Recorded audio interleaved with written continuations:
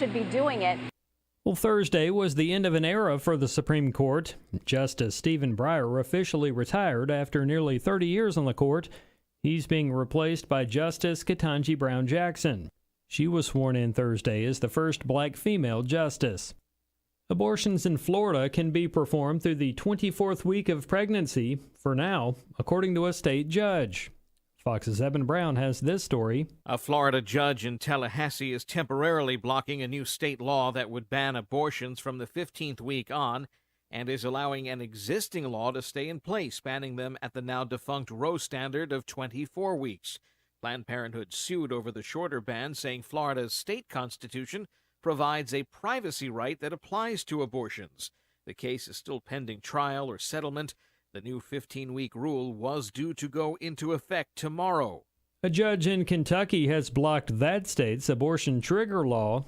Here's Fox's Jessica Rosenthal. This temporarily allows abortions to resume. Judge Mitch Perry did not rule on the case's merits. Another hearing is set for next week. The ACLU, representing the 2 abortion clinics in the state, argued that the right to self-determination in Kentucky's Constitution protects a woman's right to choose, despite the U.S. Supreme Court's ruling which overturned Roe. Kentucky's Attorney General said there is no right in the state's Constitution to an abortion. A pro-life leader thinks a visit to the Vatican by U.S. House Speaker Nancy Pelosi sent the wrong message.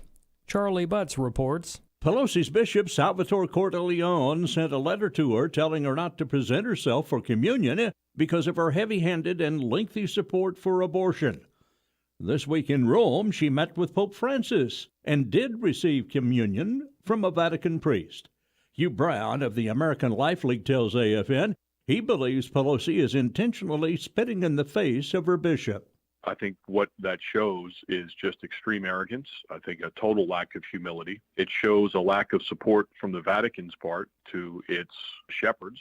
And that just is very indicative of the hour that we're in. We're in an hour of confusion, and we know that confusion comes from the devil, but it's intentional. As for Pope Francis's role in the visit, Brown says sometimes people in the position lean on their own understanding and clearly not that of the Holy Spirit.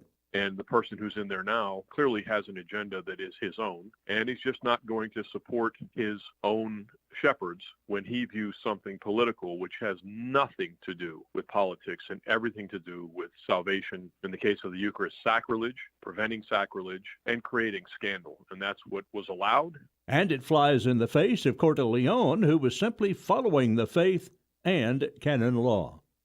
I'm Charlie Butts. In other news this hour, the California State Assembly has passed a measure allowing for legal drug injection sites. All new semi-trailers in the U.S. will soon have stronger guards to stop vehicles from sliding under them in rear-end crashes. And Yellowstone National Park is reopening its flood-damaged North Loop at noon on Saturday, just in time for the 4th of July holiday weekend.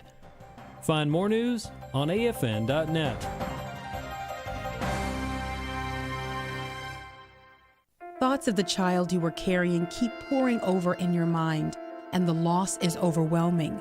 A deep, unrelenting sadness overshadows your days, and you wonder if you will ever feel whole again.